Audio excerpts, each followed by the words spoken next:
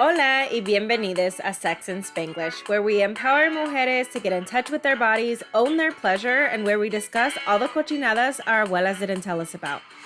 I'm Ana Lopez, sexpert, future doctora, certified sex and life coach, proud Latina, and your go-to guide for all things sex. I'm here to help you kick vergüenza to the curb and teach you to have guilt-free sexual pleasure.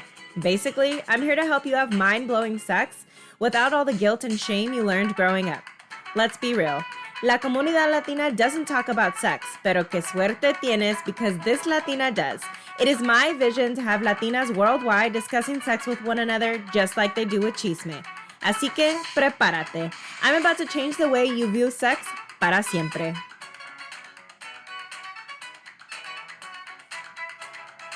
Welcome back to another episode of the Sex and Spanglish podcast. Today's episode is going to be another episode in the Cost of a Woman series, and today's topic is going to be on physical pain.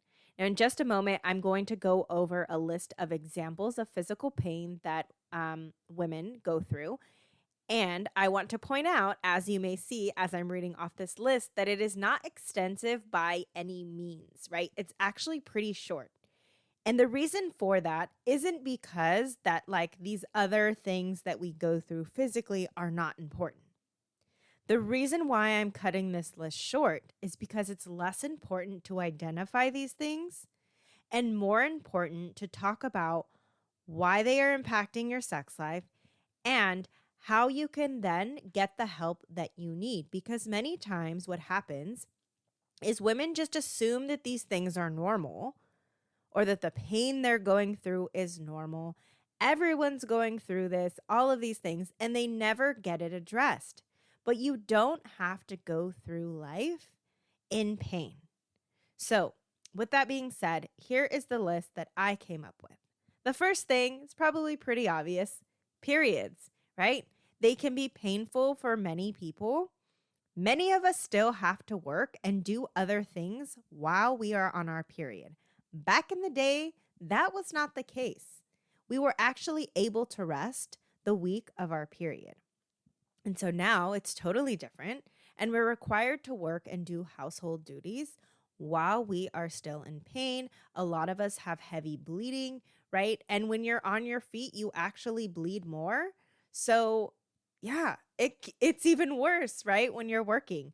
But some of us have to work. We don't have a choice. Some of us have to take care of our kids. We don't have a choice. And we have to do all of this while we are in physical pain and while we are still bleeding.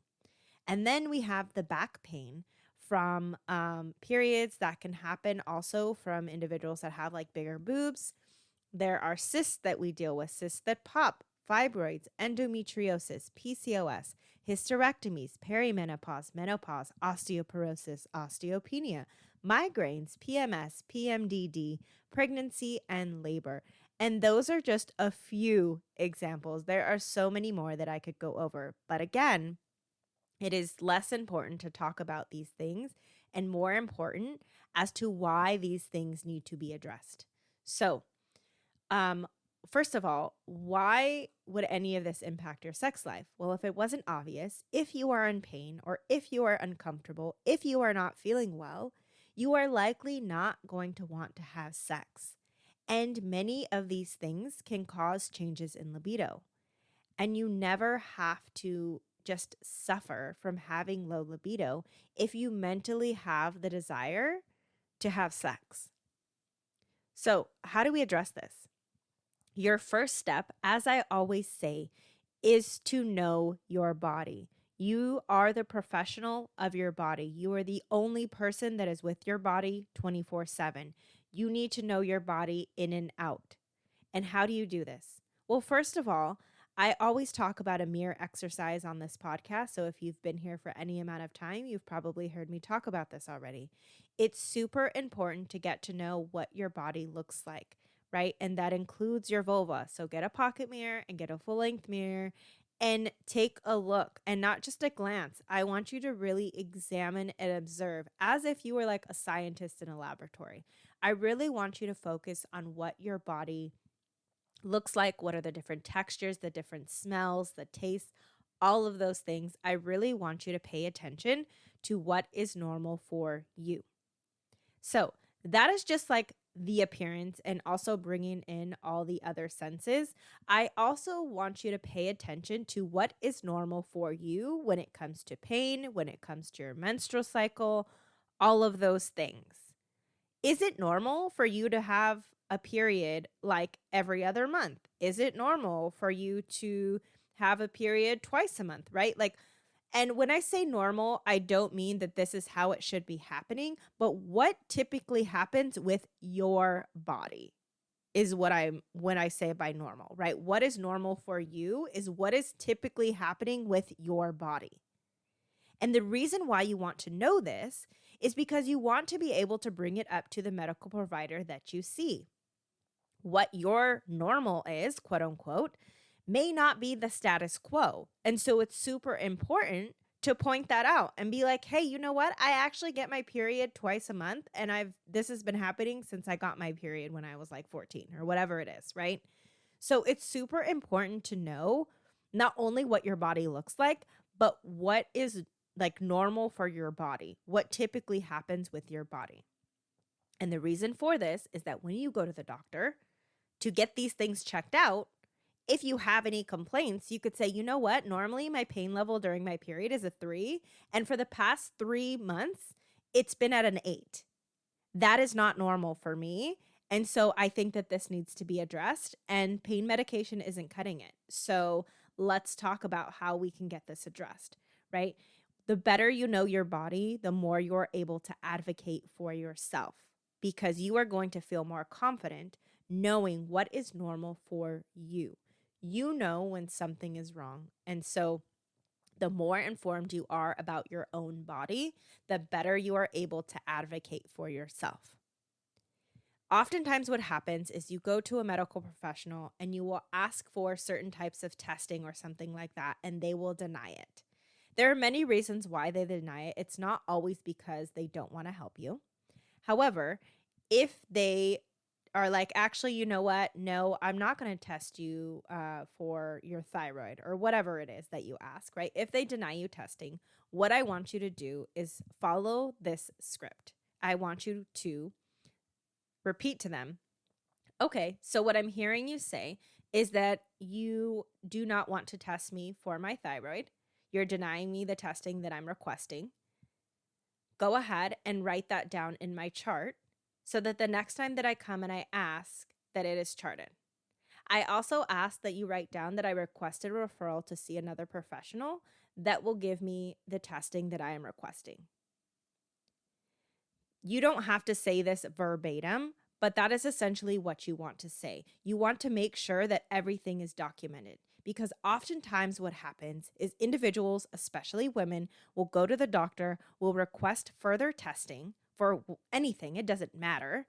They will get denied. They will come back 6 months to a year later, request the same testing. They will get denied. Same thing happens again 6 months, a year later. And finally, they get tested to find out that they have like stage 4 cancer or something else, some other ailment that could have been prevented or could have been treated in the beginning stages. And so it is super important that you're asking your provider to chart these things and letting them, putting in your chart that you are requesting these testings and that they're actively denying it, and that you are also requesting to see another provider. Now, I am definitely speaking from a privileged place when I say to request another provider. I know for many people, excuse me, that is not an option. However, if it is at all available to you, at the very least, just ask to request to see someone else. Even if you find out that that provider that they send you to is out of your network, it's not affordable for you, whatever that is, at the very least, request to see a different provider. Because what might happen is that they change their mind, that they decide to give you the testing right then and there. So it's super important that even if you're not sure that you could afford seeing a different provider, or if that's even an option for you, I definitely suggest that you at least request it at the very least, or ask for a second opinion, right? It doesn't hurt to ask. And above all, continue asking for care.